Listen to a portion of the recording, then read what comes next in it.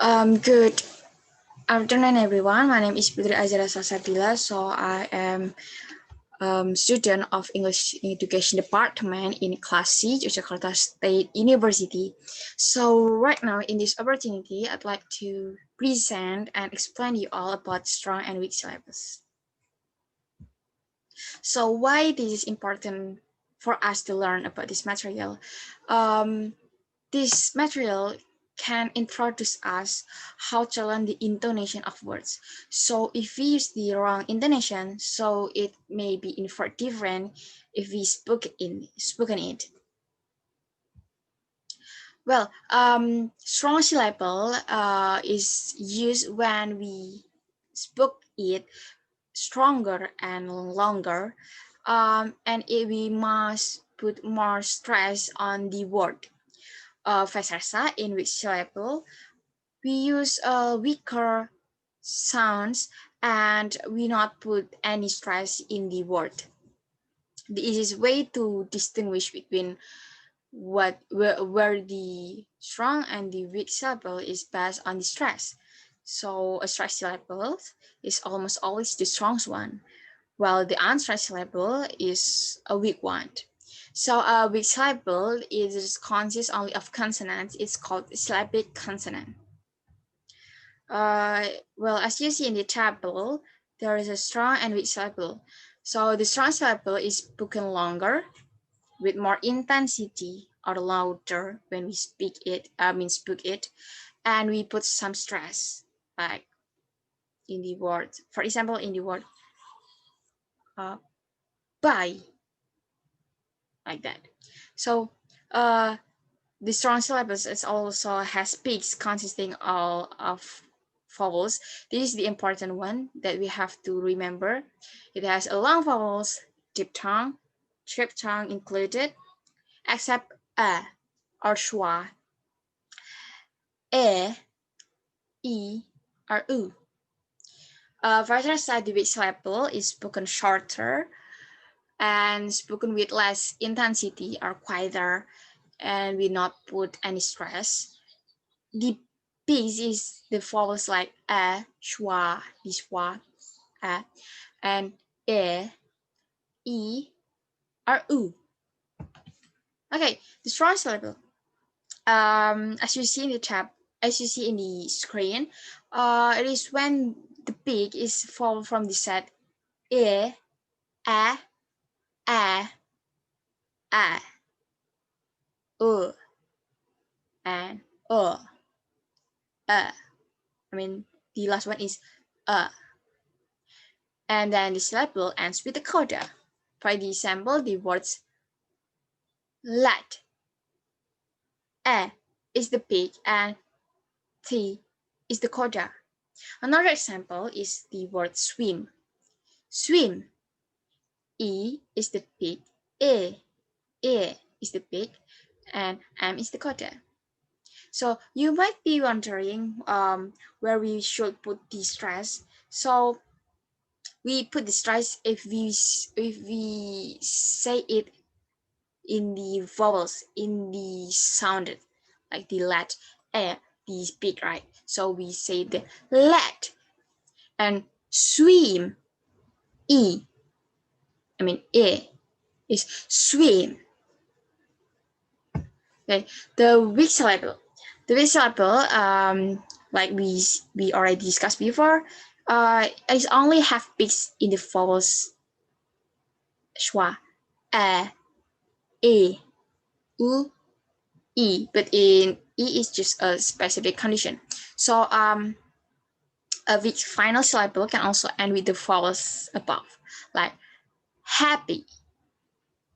So the final syllables it ends with the vowels e. Happy, happy, I'm happy. And the weak syllable can end with a coda if the peak is the schwa. For example, the upon, once upon a time. There's no stress, right? So that is a weak syllable. A weak syllable can have e, a as the peak only when the syllable doesn't end with a coda. and when the following syllable begins with a consonant. For example, the words architect, it will sounded or pronounced as architect. Architect. She is an architect. Now the schwa or a. A weak syllable often has a, the big old dog, but actually it is not always be like that. So differentiating vowel sounds in a weak syllable from that in strong syllable must be done by taking the sound, the vowel, where makes when it is a strong syllable. For example, the letter A in the word attempt is pronounced as a in a strong syllable, but a in a weak one. So when we use the strong syllable, it will sound it as attend, attend. Even a weak syllable, it is sound attend. I attend that wedding marriage, for example. I attend that wedding marriage.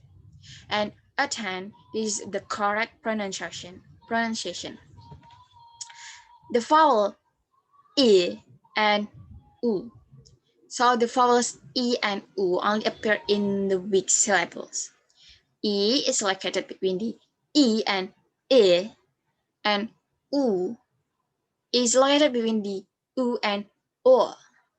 If you second in the EPA chart, you will see the line that E in the if we look at here, so it is in the left, in the top left, and the A in the bottom. Yeah. I mean in the yeah. So in Fasarsa, the U is located between the O and O. So you in the pie chart, you can see in the right one. Okay, and E and U vowels can a bit tricky, as you know, to pronounce because sometimes they sound closer to E and U, and other times they sound closer to E and O. So E and U seem to sound closer to E and U when they precede another vowel. Before we jump to this material, as you can see, we can't. There's a difference when we use the E and U in the strong syllables. In the strong or the when we put the stress, it's more easier to distinguish. But in the weak syllable it is harder for us to distinguish them. For example, the word easy and busy. It's quite hard, right? Because they are the weak syllables. Um, so we have to recognize some accent, for example. So this is still an inconsistent. I mean, the matter is really have to be learned more because it's still inconsistent to understood. Okay, next, the A and E. So wait a second.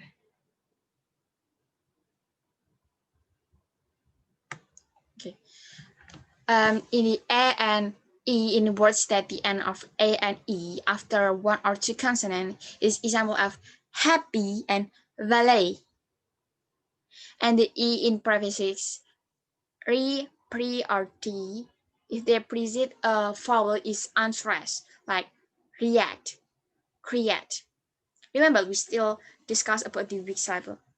And the E suffixes is and it when the suffixes have two syllables, like hilarious and appreciate. And in unstressed, for example, like he, she, we, me, and be. In the article the, when it precedes a vowels, such as the apple, you see that apple begins with the vowels a. So when we use the article, we not use the, but we use the.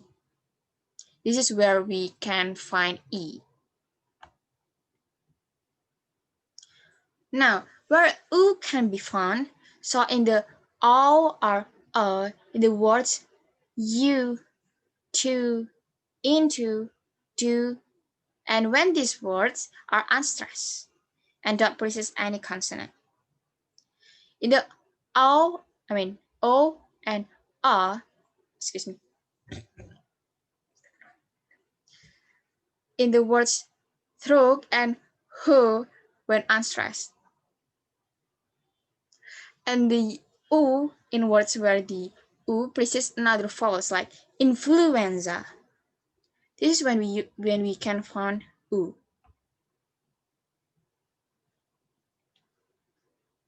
Syllabic consonant. So syllabic consonant, it is a type of fixed syllable that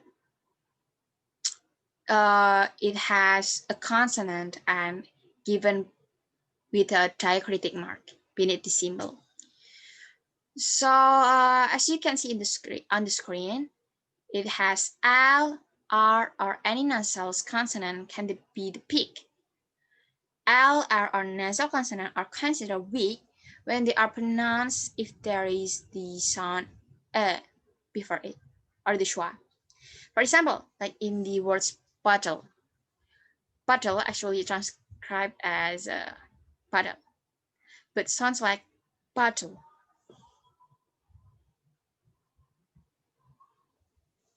Now, the L consonant.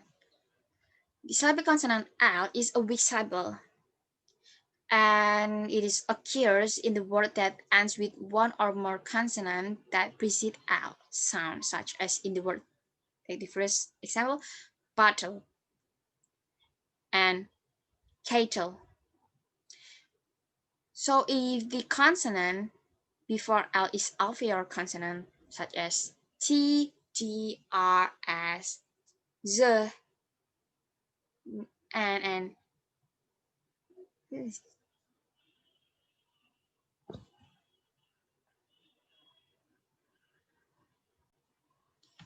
and sha and ja, when the L is a dark L. So a syllable consonant L, it also appears in words that end with L or al. For example, panel, panel, and kernel, kernel, kernel. Yeah. Okay, the next one is N consonant. A syllable consonant N appears when falling in the environment. It's most commonly found after alveolar plosive. Excuse me.